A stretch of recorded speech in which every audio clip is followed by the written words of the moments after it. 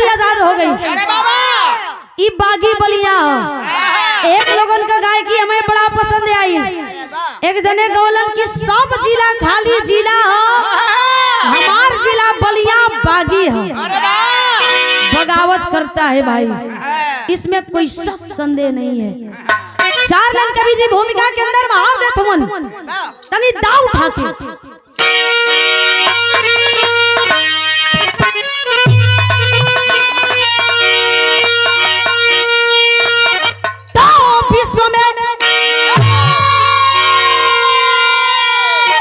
विश्व में कोई हिमालय से ऊंचा नहीं, विश्व में कहीं बहती नहीं गंगा की धारा, विश्व का विश्व गुरु भव्य भारत मेरा, विश्व में विश्व विजयी तिरंगा हमारा, वही है ये भारत जिससे हारा सिकंदर, चलाया है जाकर के रावण कलंका,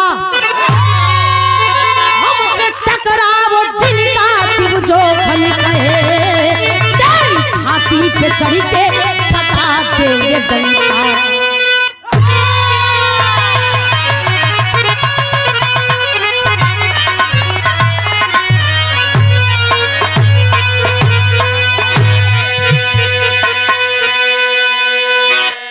विश्व में कोई हिमालय से ऊंचा नहीं,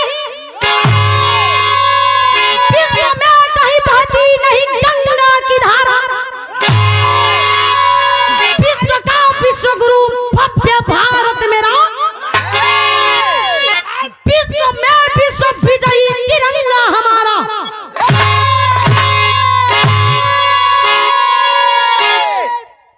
अगर इस तिरंगा पे आंच आई, बुरी नजर वालों आंख देखे भाई, आंख नोच ले, सारा डाल के काढ़ ले, का डाल के अंगुरिया के और का डाल। अच्छा ए भैया, हमन का देश पर ई दोगला नजर गड़ा के बैठल बड़ा सन। हाँ वही बगल वाला जौन हुआ दोगले हुआ, हाँ पाकिस्तान वाले, इन नंगा भिखमंगा साला, जितना इन्हन का आबादी है उतना हमन का देश में रोज नार कटा जाला। उतना फौजी हो सारे मुंह तो दिए तो कुल बह जाए। अगर रोक देहल जाए पानी तो पियला के तो छोड़ा, जिंदगी बितावे के परी सुखल है। उतना तो जोगी जी के साढ़े घुमत सा। सही कहेलनी ए भैया, हमेशा वार पे वार करता है, अपने नाकाम मंसूबों को आकर के इस देश पे नजर गड़ा करके कुछ आतंकी आवेला सन, छुरछुरिया छोड़ के जाला सन, ऐसे लगेला कि वो बहुत बड़ा महान हो गया सन, लेकिन नहीं। बिरहा में गजल का नमूना, कौन गजल हम मास्टर?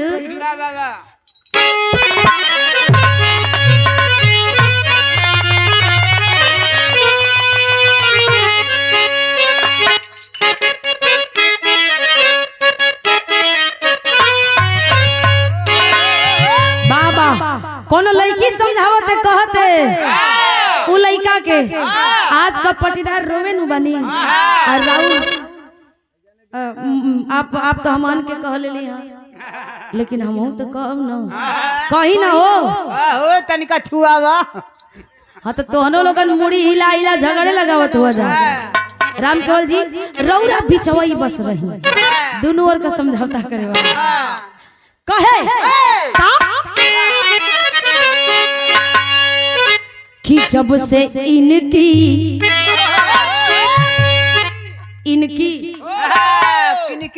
अरे इनकी अरे बाप पटे वो जब से इनकी अरे जवनिया चढ़ी है,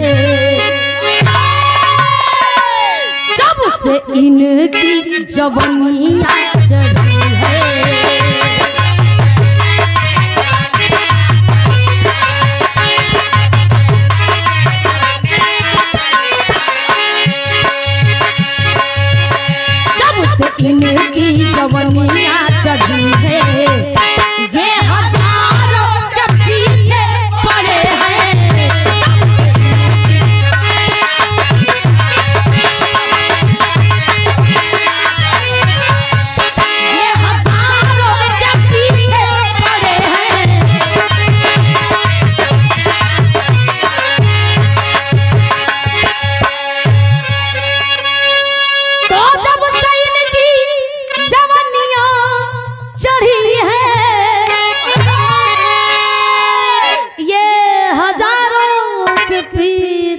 पड़े हैं, इश्क में हो गए हैं ये पागल,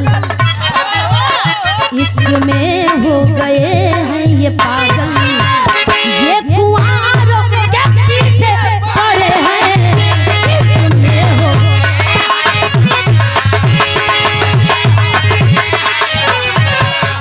ये कुंवारों के पीछे पड़े हैं।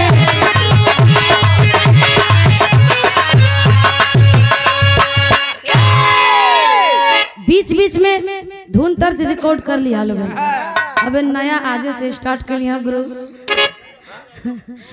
गलती सलती हो जाई के लिए। प्यार जब जब हुआ यहाँ सच्चा, तो प्यार जब जब हुआ यहाँ सच्चा,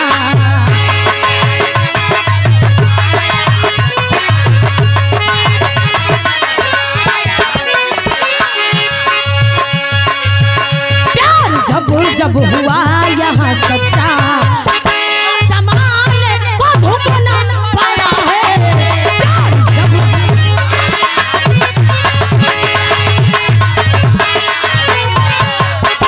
जमाने को झुकना पड़ा है।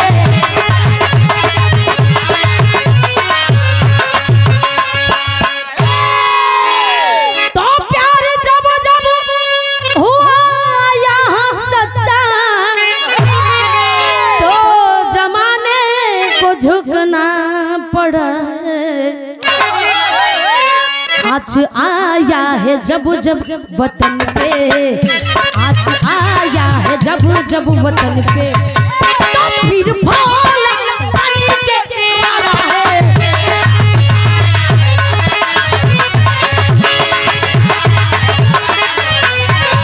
तो फिर फूल बन के आया है।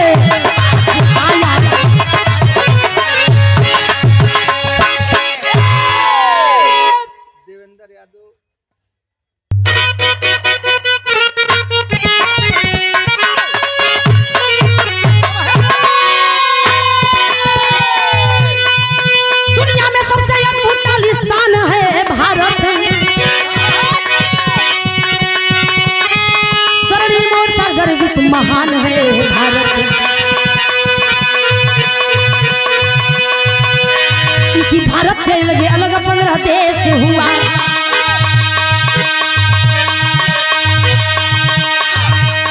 बना कर मुल्क जिनका अनुपम अपना भेष हुआ।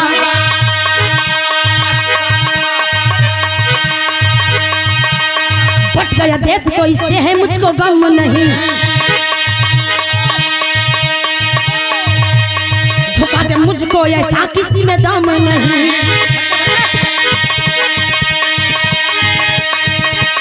1947 में निकला एक नारा है, 1947 में निकला एक नारा है, वो भारत का बंटवारा है।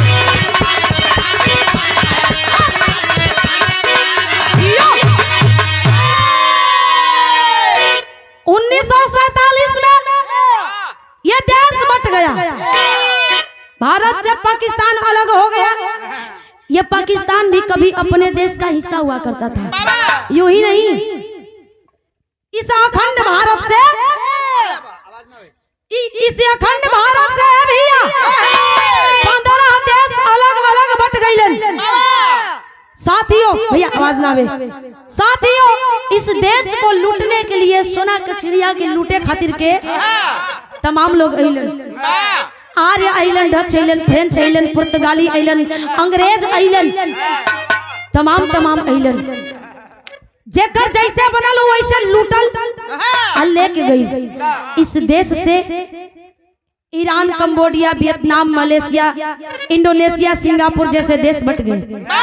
पाकिस्तान भी बट गया, तिब्बत, म्यांमार भी बट गया, लेकिन इसका गम नहीं है मुझे, बट गया बट जाए, लेकिन ए भैया गौर करिए, आखिरकार होत कहा बिरहा में एक लाइन बड़ी कचाका का गीत लगा था, जेकर तर्ज का आनंद लेवे के होई उ लोग ले लिया, मसाला तो वो लोग ले लिया।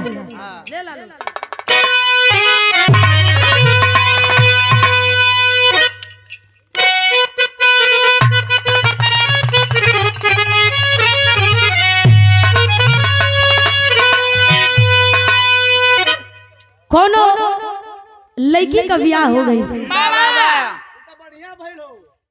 बढ़िया भइल तब का बड़ा भाग्य संजोग से बेचारू का हो गई ना हो गई। यही से ही जाना तड़न बढ़िया हो गई, ब्याह हो गई। अगवो कम से कम सुन ले होता, गवनवा बाकी रह गई। फोन कैलस अगतबे कहल जाला, दादा लोगन कह अगतबे, यानी कि पहिले के जमाने में ब्याह करके लड़कपन पर छोड़ जा तब 7 साल पर गवना होके। उ जानत हो काहे बदे छोड़ा? काहे बदे भैया? पक्का बदे हो। इनहु के बेचारू के पकले मिलल ना। यही से तो बुढ़ाऊ बियाह के छोड़ देले रहना। लेकिन ई जब जाओ हर तो बड़ा सुहावन लागे। ए भैया कहानी से ध्यान न उतरे, एकदम मिजाज बना के सुनिया, ज्यादा समय ना ले। गौर करिया लोग। दुल्हन फोन करस के सैया, हेलो बोलो माय डार्लिंग, का चाहता रहो? ब्याह कर देहल, गौनवा तोहर बाबू करावे यहाँ का। ओही में भुकुड़िए लगी का ढोड़ी में। कहो यहाँ ढोड़ी का कौन बात होगी ना? काहे गवना बियाह में ढोड़ी नहीं मिलेला का? अच्छा इहो सही बात कला। उ जवन ढोड़ी मिलेला तवन ढोड़ी कहा ओ कसार होला ओके कह देला। आए वाला कहे थे का कहे।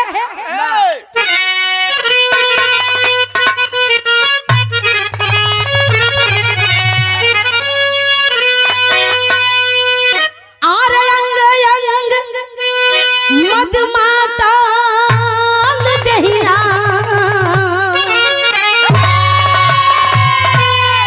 अरे खिल के भइल कचना, भंवरा बन के आजा राजा,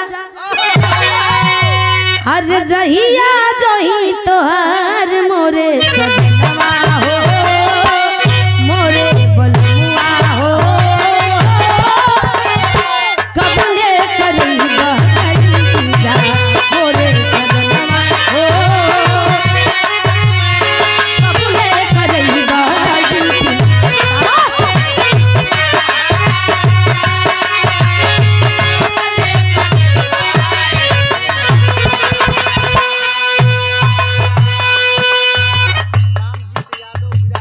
किया का दुख दुखिए जाने, लेकिन ई पाकिस्तान वाला करत का हुन षड्यंत्र राजनीति। हर देखल जाए तो हर क्षेत्र में पग पग पर राजनीति भरल बा। हाजी राजनीति करत हुन, कैसे करा?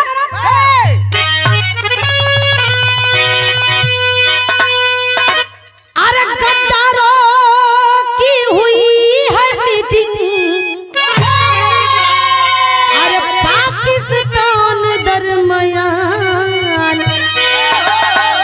अरे बिना चूका मार के नहीं, अरे मनिए हिंदुस्तान वीर जवानवा हो, वीर जवानवा हो, भारत में मचा दो तूफान, वीर जवानवा हो, भारत में मचा दो।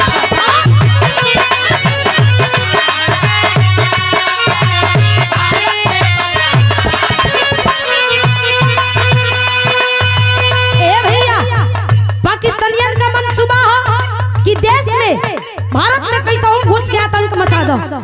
ई भारत रहे न उजड़ जाए। लेकिन हम कहते कब तक मुद्दा बनाओगे कश्मीर को, कब तक मुद्दा बना करके कश्मीर को लड़ोगे? कह रहा है कि इमरान खान जी से हमारी बात होती है, मैं कुछ कह सकता हूँ, अगर मैं कुछ कहूँ तो मान लेंगे। का कहलस?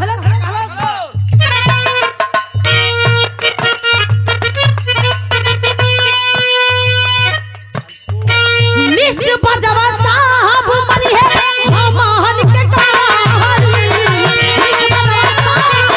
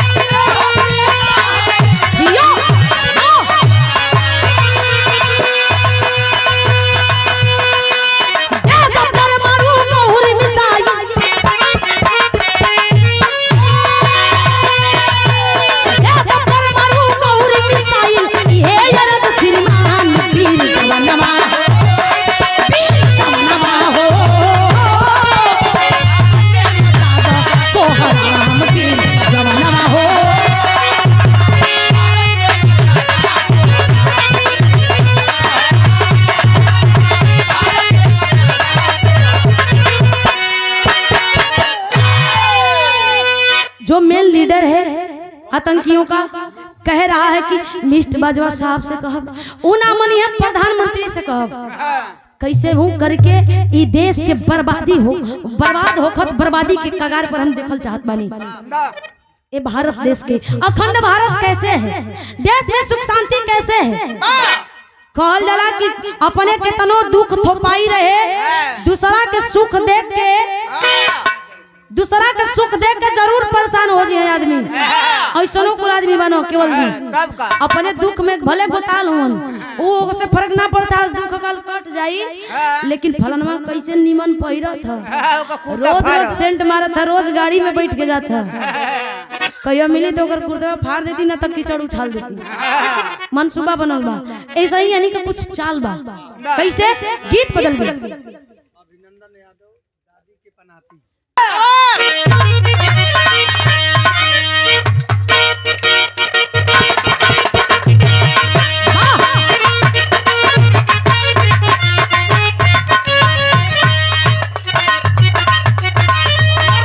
कोनो लड़की का ब्याह हो गई, ससुरा गई, जब ससुरा गई तो ओकर मन से धू पहले का बोला फोन कैलस, ओकर मरद उठा ललस, कलस की हलो के कलस की हम फलनिया का मौसी के लड़का बोलत है। फोन धरा दलस कलस की लाई तोर मौसी के लड़का बोलत है। लड़का जब फोन धरा दुल्हा कलस की हेलो, कलस की अच्छा बचवा ठीक है बाद में फोन करी। माहौर ने काय मुंह कइले बारे।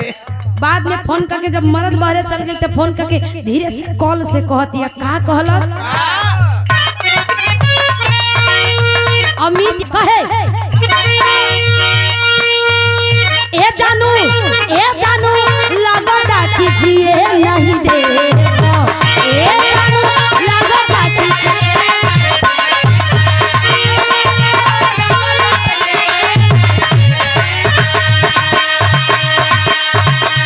हमार इज्जत ससुर में लेगा। मान जा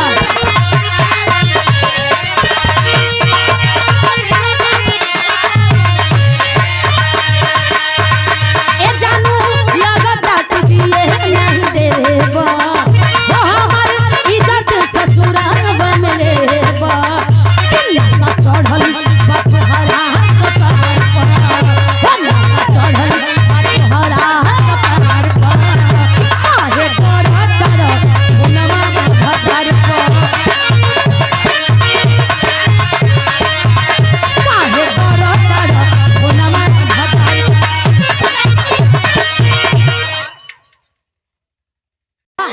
निशाना बनावत हो सन के तनी ध्यान से सुनब सबे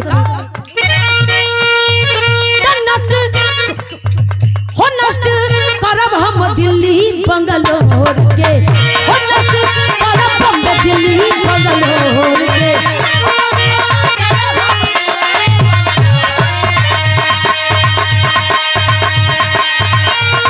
हम लखनऊ अहमदाबाद के, और रहब लखनऊ अहमदाबाद के।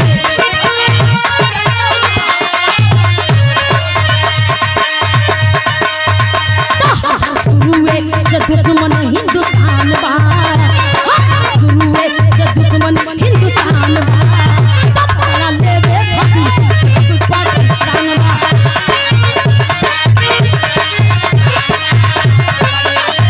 जियो भैया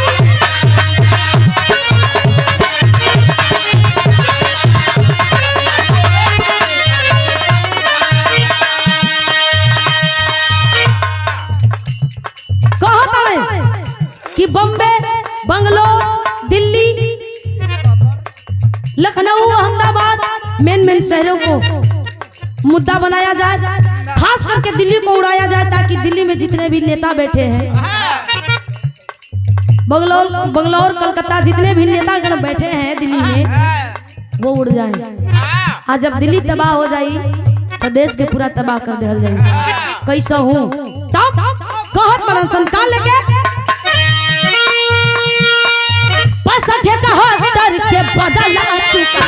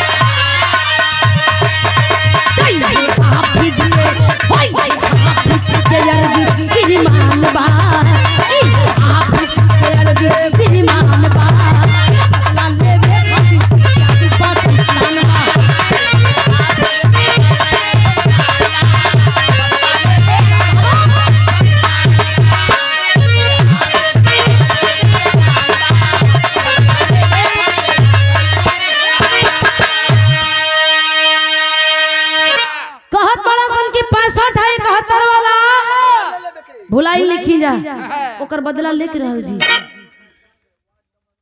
लेकिन गौर करेंगे कहला सन की दुनिया में अपने आप के बलशाली कहावे के बा। कैसे लोग कहेला कि पाकिस्तान छोटा देश है, लेकिन ना छोटा लोग कहेला लेकिन साबित करके रहल जी कि मन के छोट ना आई जा। अच्छा तब पागल के पागल कहबो तो पागल अपना के माने के कबो तैयार ना हो कबे नहीं करी। यही से कहे नाम बा हमारे देश के जवान ललकार करके कह रहे हैं, लेकिन गीत हो कैसे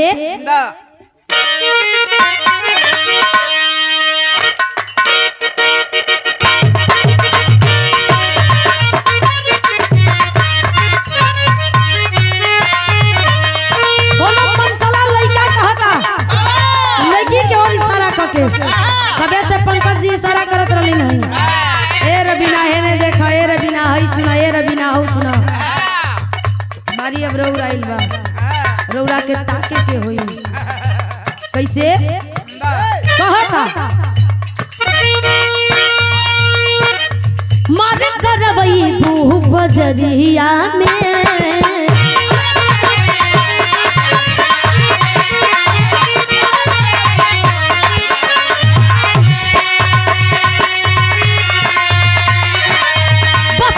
सबका नजरिया में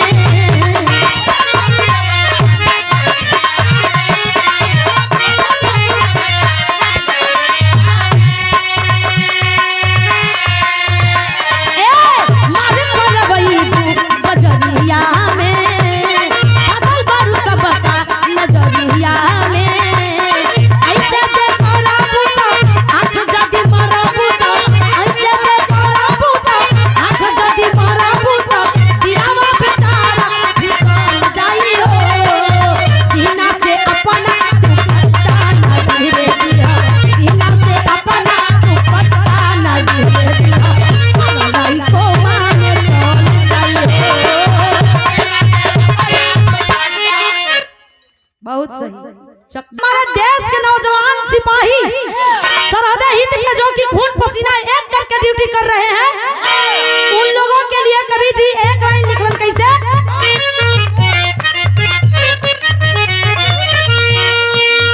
भाग जाकर बाटे जहन्नमा में उड़ी जाइबा हमरो तूफानवा में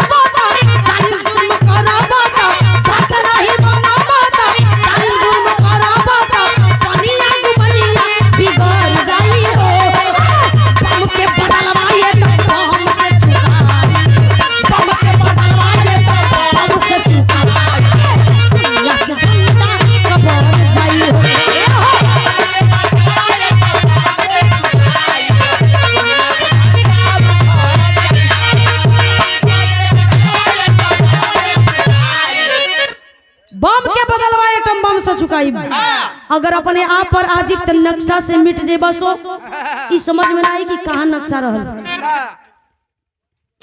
आराम से बैठ जरा लो कहे का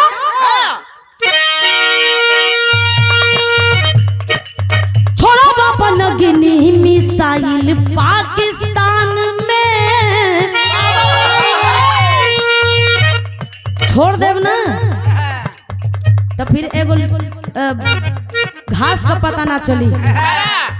छोड़ा बापा नगनी मिसाइल पाकिस्तान में राखी बन के मुड़ जाइबा तो गला आसमान में।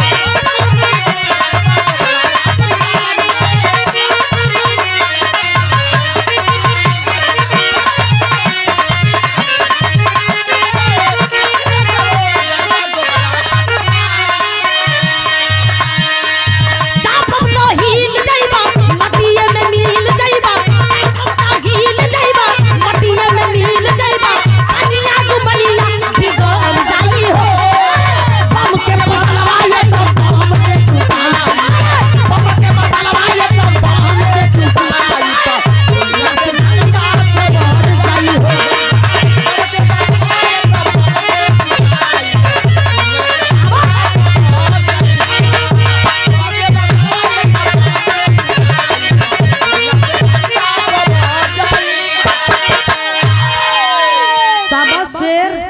हम जानत ही जोर काहे फाटत हो।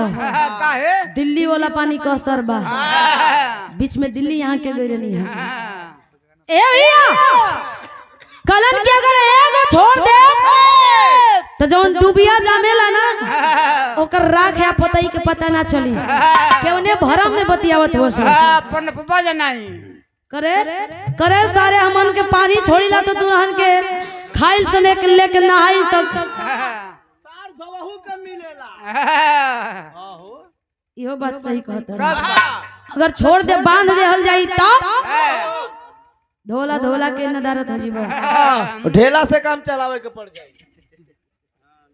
तोहनी के ईमान नहीं विनाश फुटल के फुटल रह जाई ना कब का तू नानी के तना गुमान तब भइल का गीत बदल गई बड़ी मिजाजी गीत है कौन गीत है रतन भैया ई तोहरे उन करे खातिर कैसे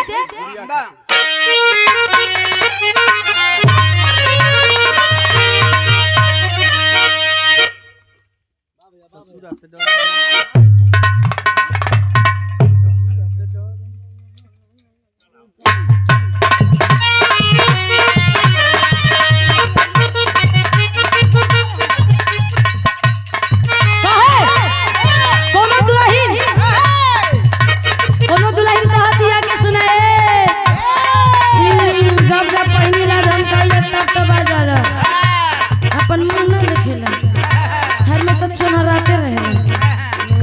का कहे ससुरा से डर बना भसुरा से लाजवा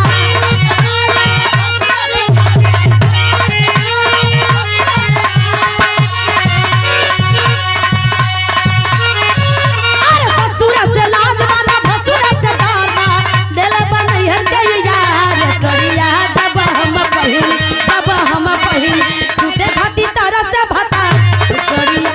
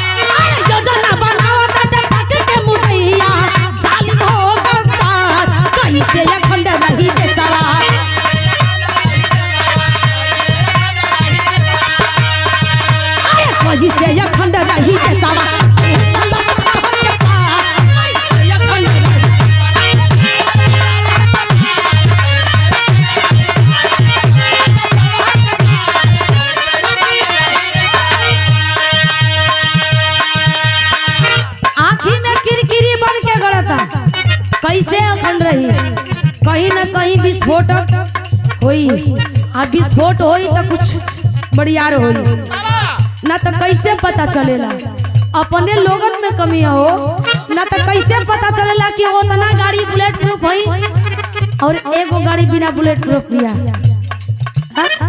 वही पर काहे तन की हमला होला और पुलिस पर काहे ना हो जाला लेकिन कहनाम है क्या तो भारतीय फौजियन के धई के अपन काम कैला हो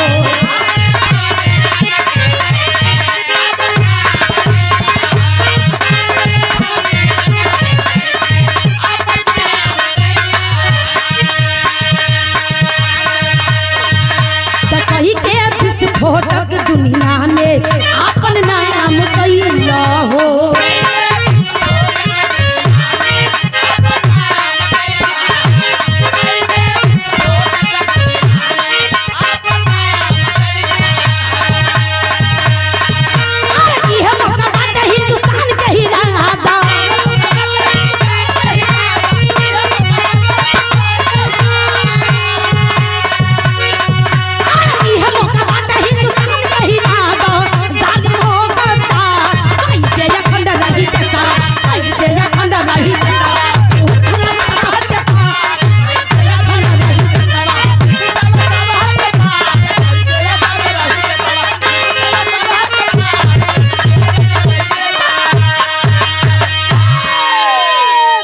कहत बड़ा सन कि चाहे जैसे मनी है का सब ईमानदारे भरल ह कौनो तो कौनो वैसन होई ले लही बिक जाई मुंह बंद कर ले और जब मुंह बंद कर ले खरीदा जाई तो आराम से बॉर्डर क्रॉस कर जीबा बॉर्डर क्रॉस कर जीबा एकरा बात तो जौन ना देखे के वो देखे के पड़ी ए भैया मनसूबा बना लला सन की 2-4 गो सिपाही जवन बेचात हो से खरीदात हो से खरीद ले चाहे जैसे लेकिन भारत की सीमा में प्रवेश हो जाए कि चाहिए रातों रात ए बाबू लेकिन होत का बा दुई जवान अरुण और चंदन बाड़न कहाँ के यूपी में इटावा जिला जहाँ माननीय नेताजी मुलायम सिंह यादव जी उस समय रक्षा मंत्री थे।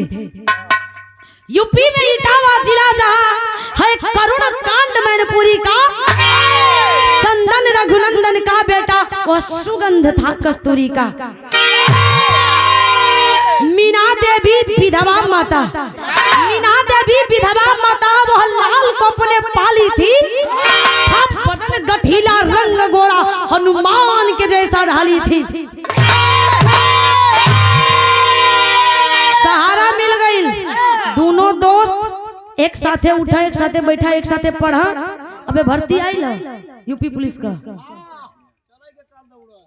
तू ना पहले हो जीबा ए भैया एक के साथ उठा बैठा चंदन और अरुण एक के साथे दौड़ा भोरहरिया में जाए नहर पर दौड़ लगावो और जब दौड़ लगावत रियाज पानी मार के एकदम टाइट हो गेल खुला भर्ती आई भर्ती हो गेल उस समय सरकार रहल माननीय नेताजी का खुला भर्ती रहल परीक्षा आई फलाना ढिमकाना देवे के थोड़े रहल देखल लोग की देह से तंदुरुस्त बा तो आ जाओ हो जाते रहे सिलेक्शन। ए भैया दोनों दोस्त जब हो गए तब सौगंध खातवन कसम खा रहे हैं वर्दी का इस मिट्टी का कैसे है सौगंध तिरंगा की माता है सौगंध तिरंगा की माता मैं कसम मातृभूमि की खाता हूँ नहीं वतन की गरिमा जाने देंगे हम सरहद ऊपर जाता हूँ।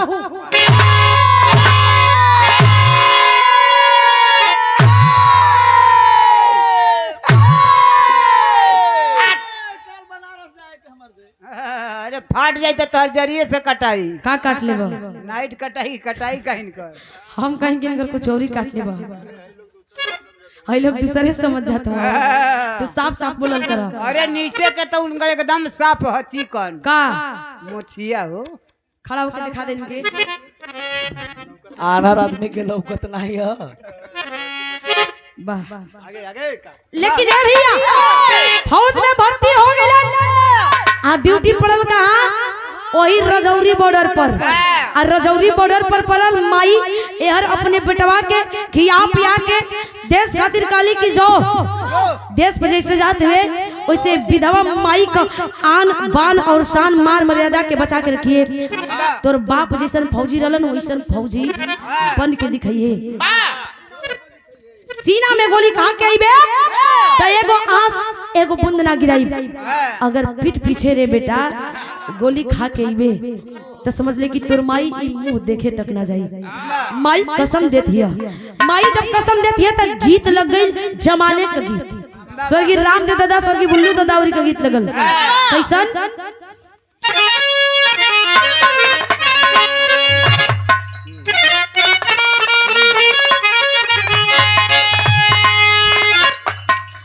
अरे कमऊ है अरे जे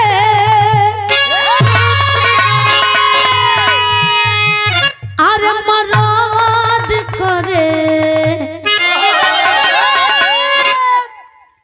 का रह के इनकर याद आ जाता दिल्ली वाला हाय हाय हाय रे पेट भार कमऊ है करे जे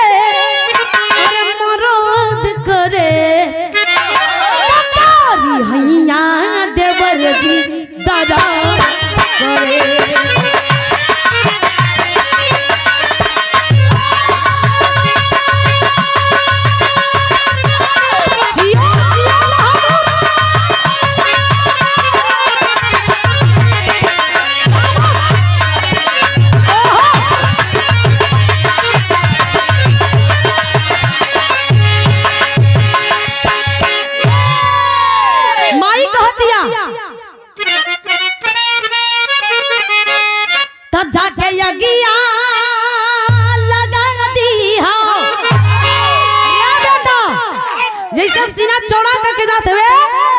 वैसे मान सम्मान बचा के रखिए, देश का शान तोरा कंधा पर बा। तब जाके यगिया लगा दिया अरे पानी में, अरे पानी में दाग लगे ना बेटा यही रानी में।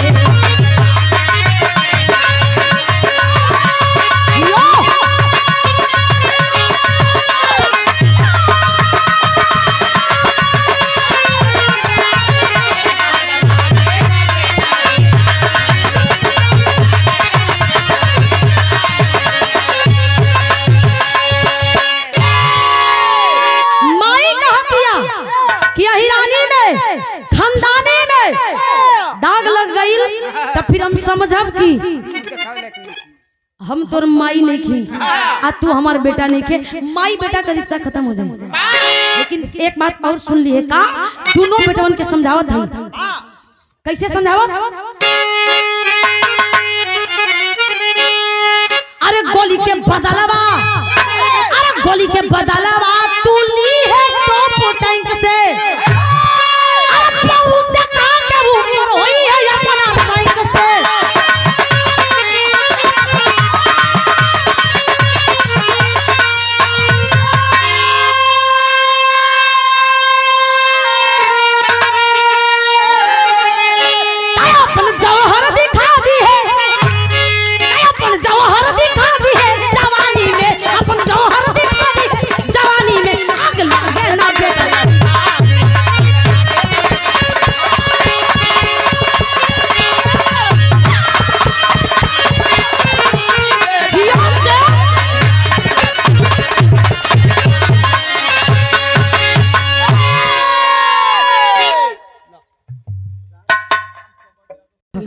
ड्यूटी में जब लगल हो तब घड़ी में 3 बजावत हो। ड्यूटी करत 2 से 4 दिन हो गई, और जब 2 से 4 दिन हो गई नौ सिखुआ लइकन का नया जोम होला, ये एगो जोमे अलग होला।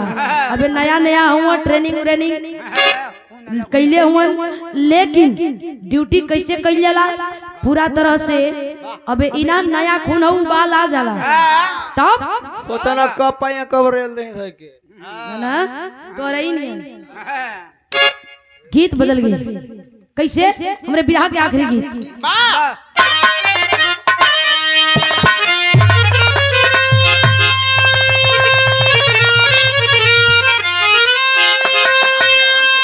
पंकज जी गवैया गावत है, सब गावत है, हमहू गावत है।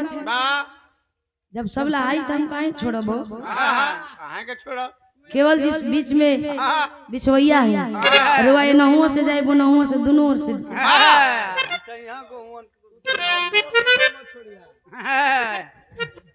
कहे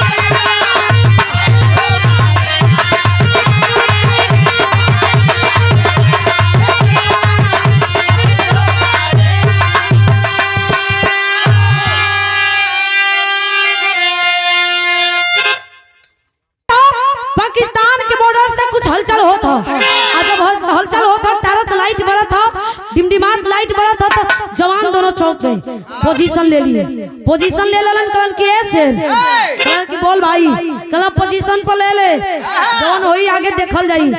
आज बक्सल ना जाई, हमन के मेडल लेवे के और देश के प्रति अपन जागरूकता, अपन सच्चे सिपाही भइला के सबूत भी देवे के। सच्चे सिपाही भइला के नाते ये मन के ड्यूटी है या परीक्षा देखत हुआ लोग। हाँ जा जा फेंकवाला वो कहीं जरूरी है। तब भइल का अइला छुरछुरिया छोड़ के चल गेले। आ जब छुरछुरिया छोड़ के चल गेले तो का समझता रह चिड़िया के बांध के कह के उड़ तई आजादी हो। ऐसा आजादी ना चाहिए। भइल का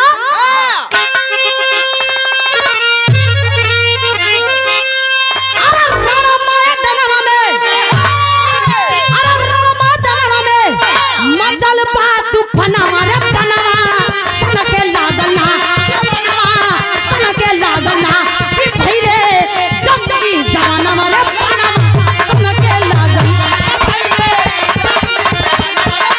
जिया भैया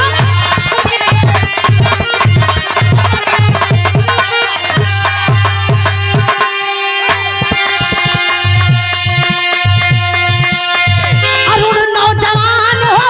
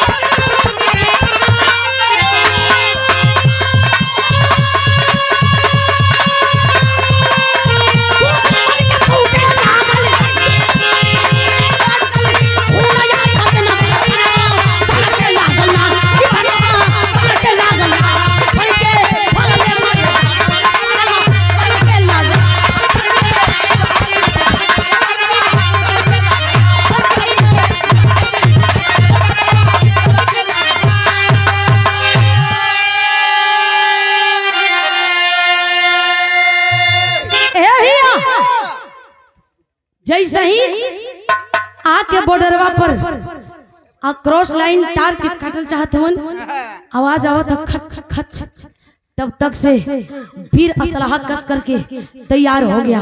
और जब तैयार हो गया तर तर तर तर तर तर तर गोली दाग दहलन। और जब गोली दाग दहलन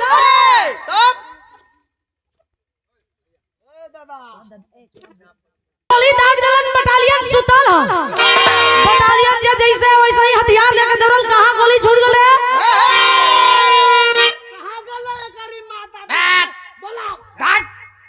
ज्यादा जोर न फटे जेकर जोर फटा था वो बिजियन का हथियार ले ले चल चला सीमा पर दे दे ले जाएंगे उनके घरे। ए भैया बटालियन दौड़ के आई। कलश की कहां गोली चलाए हो? कलश की सुना हिसाब बाद में लिया। हिसाब बाद में दे दल जाई। हमन के बॉर्डर क्रॉस करल चाहत रहलन दाग दले गोली। फिर थपथपा के बटालियन के कैप्टन कलन की जियो से आदेश का पालन जब तक से करता तब तक से तो ये लोग बहुत कुछ कर जाता। वाह ऐसे ही जवान सिपाहियों का जरूरत है इस देश में इस बॉर्डर पे। तब अब गर्व से सीना चौड़ा हो गए। ले जाके बियाने सम्मानित समारोह रखल गई। सम्मान के लिए मेडल देहल गई। माई बाबू के फोन के माई बाबू सुनल बतिया खुश भइले। बोलन बा बेटा बा इधर चपले रहो विराग सलीम भाव लग गई। चपले चपले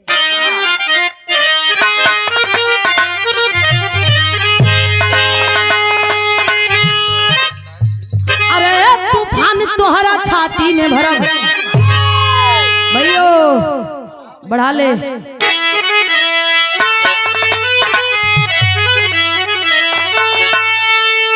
अरे तूफान तोहरा छाती में भरब भैया तूफान तोहरा छाती में भरब हिली ना हिंद हिमालय हीरो हिंदुस्तान।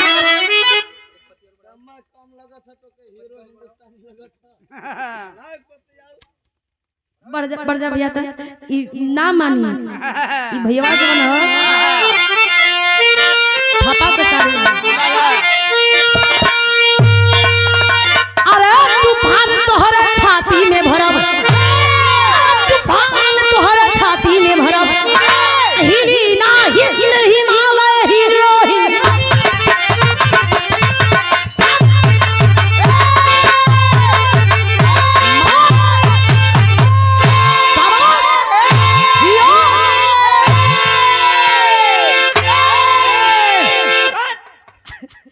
अब रहे दा अब मरबा ना तो कलटनिया खा जी बौरिया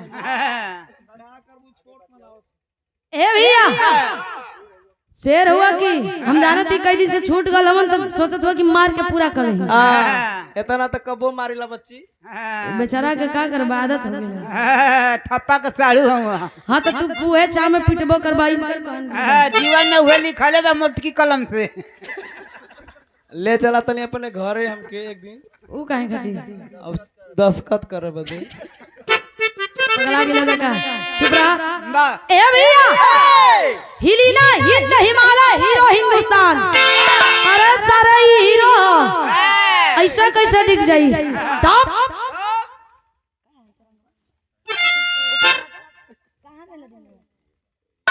भइल का चोलरिया के भाव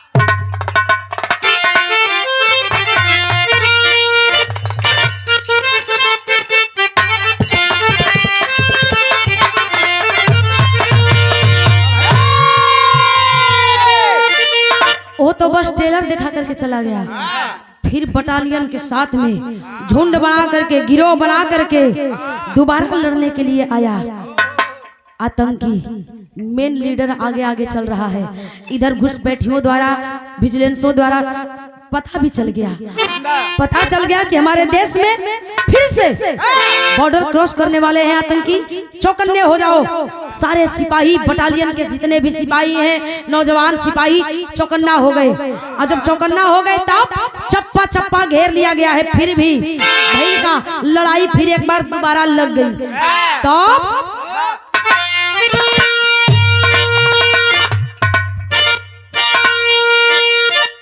भर गई बम बारूद से जंगल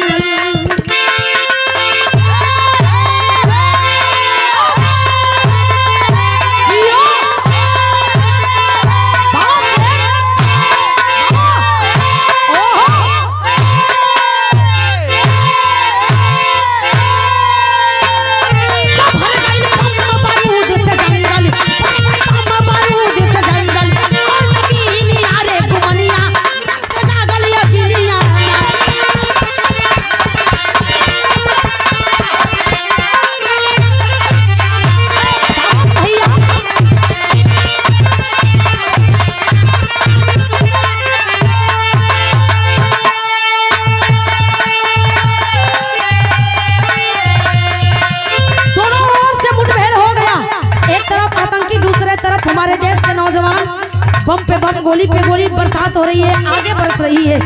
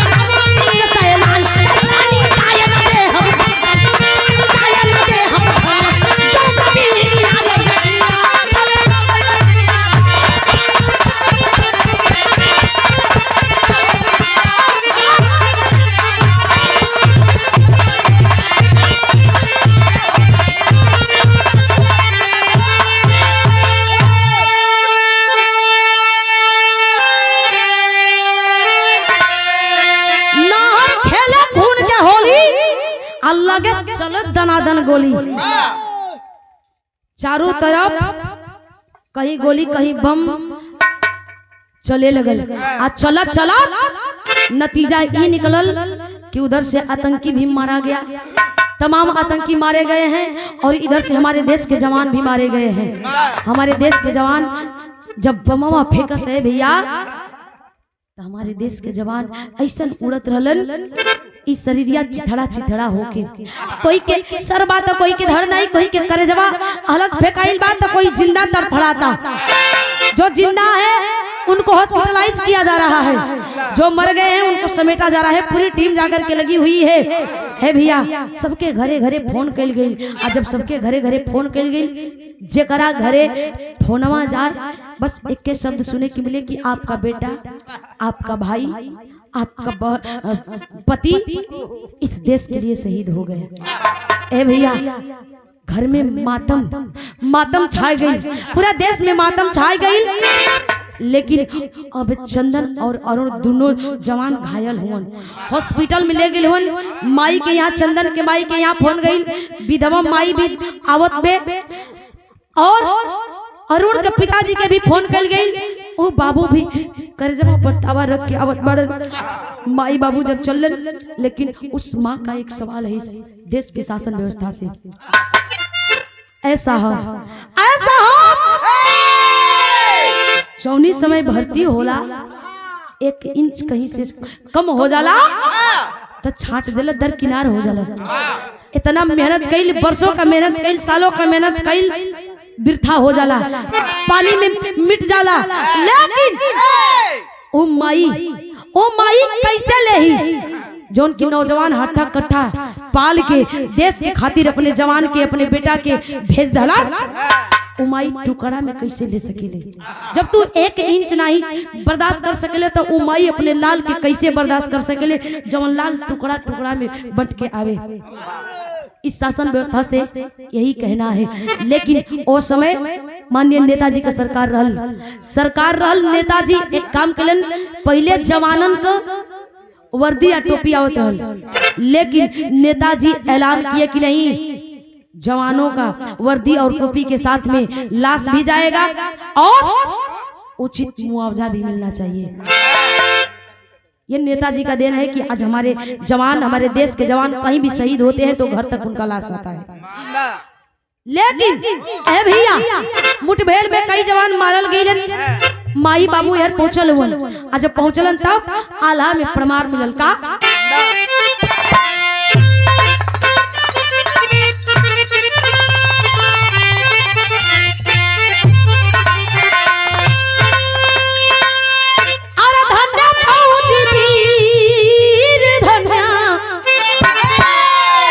अरे जननी के गोदिया,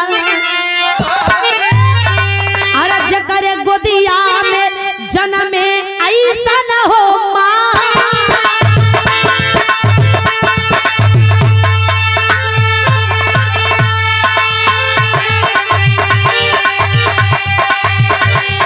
माई रही है देशवा के फौजी सीमा।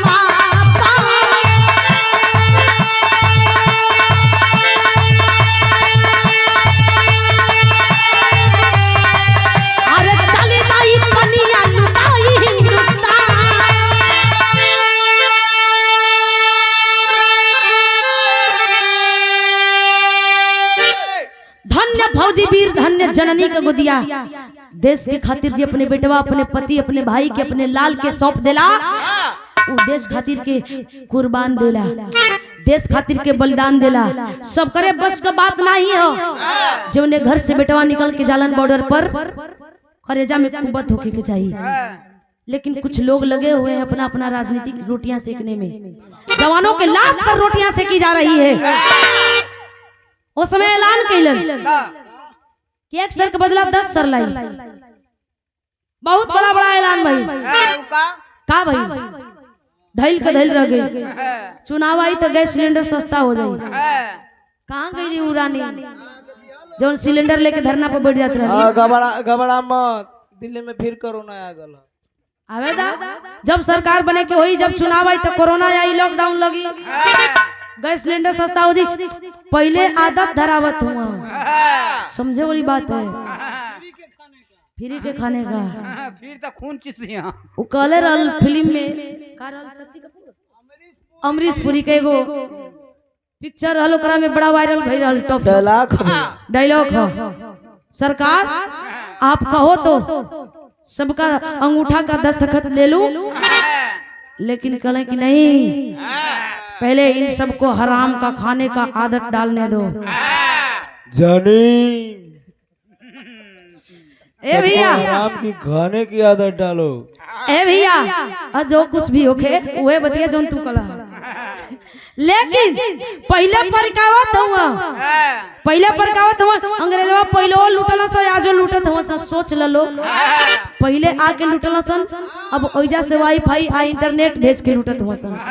एक भुवर का रहा सा अब सवर का हो संवरका वो ले खतरनाक हो ई तो तो गले हम सा हम कुछ बोल नहीं ए भैया पहले के जमाना में आके तोरे घरे से लूट के ले गेला सो आज जो है सब बैठल बैठल लूटा तुम सा एक जने एक मोबाइल से चाहे 10 गो मोबाइल से 10 गो आईडी खोल ले हुआ 5 गो आईडी खोले वहाँ आज तक पर खोले वहाँ से जब लेवे लगी से एक गो आईडिया पर ना जोड़ के 5-5 रुपया 2 रुपया तो जनता 140 करोड़ सोचला लगे लोग कहां रे आज उन लड़का से लोग हुआ लड़की का आईडी बना के मैसेज करते हुआ hello hi I love you उ ना होई ना समझ में आ जी उस समय भी देश गुलाम था आज भी देश का एक एक बच्चा आने वाला कल भी गुलाम है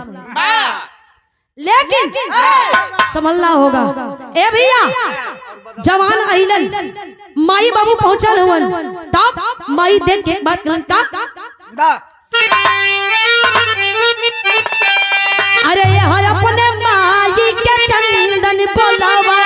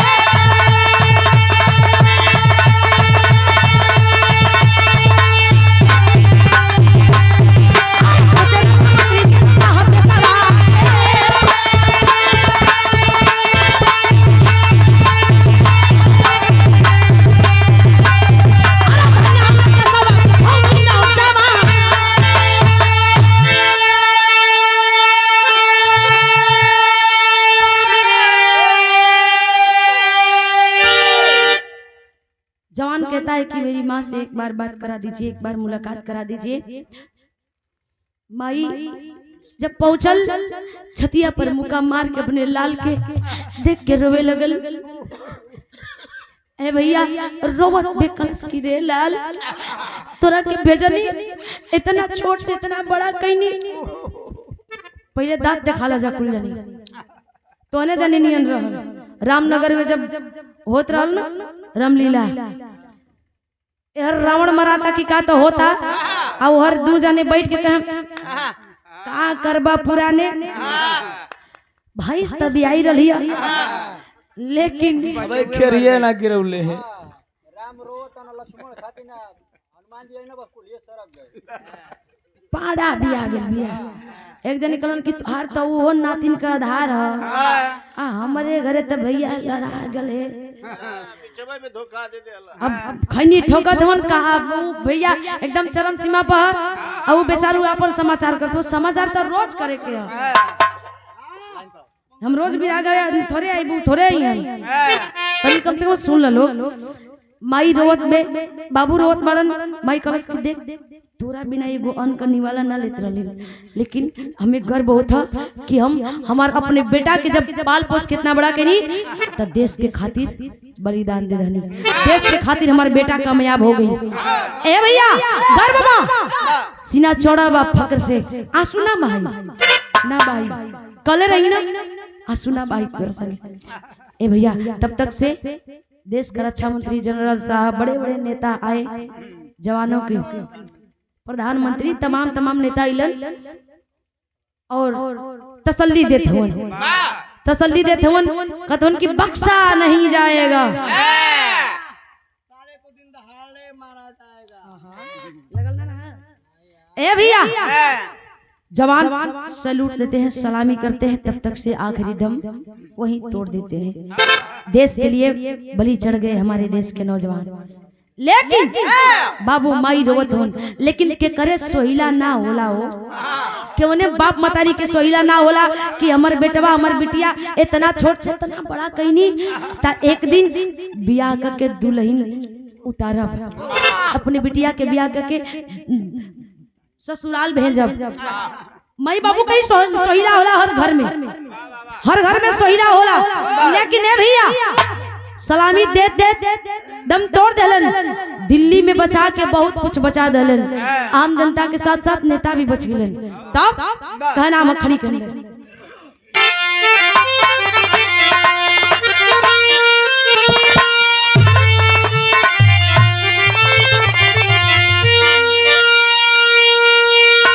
अरे विधवा अनाथ माई बाबू घर ना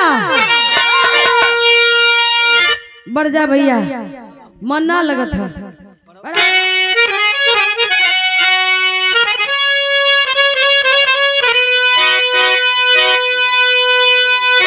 अरे विधवा अनाथ माई बाबू घर ना बढ़ जो भैया, गावे के उनकर तोर का फाटा था बड़ डेरा था ऐसे कि मेहरारी चढ़ली तो उतरेली नाही, जिंदगी ले बजा काई न कर, मतलब पत्ती पर ना, हारमोनियम का पत्ती पर आवा ऐसे खोल के बोल दे।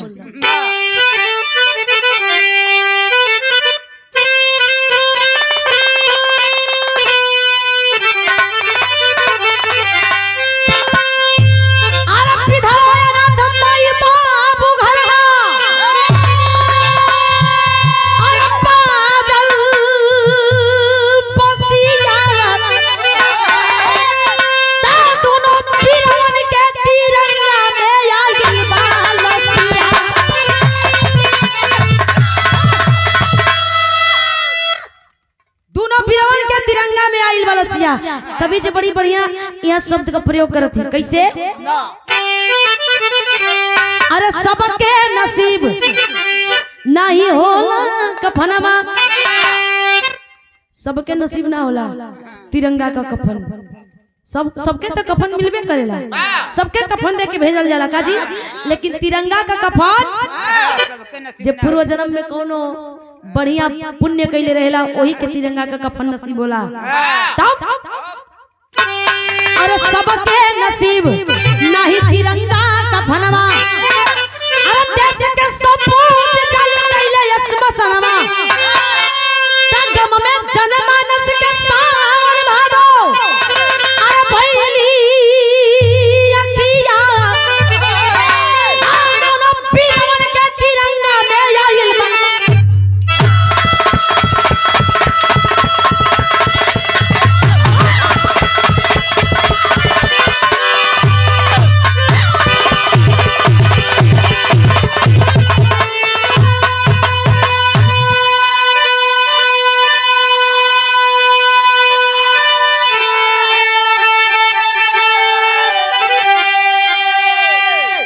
तनकी सा गुरुजी बोला रहा, दोनों वीरवन के तिरंगा में आइल बलसिया, तमाम वादा भई, लेकिन कुछ पूरा ना भई, आ नहीं होई,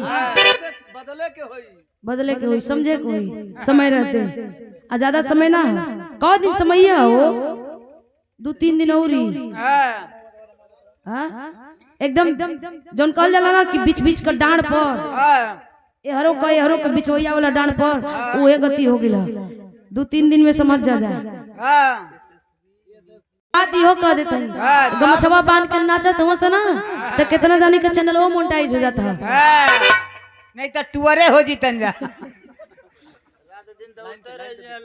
आखिरी बंद में कहना बता,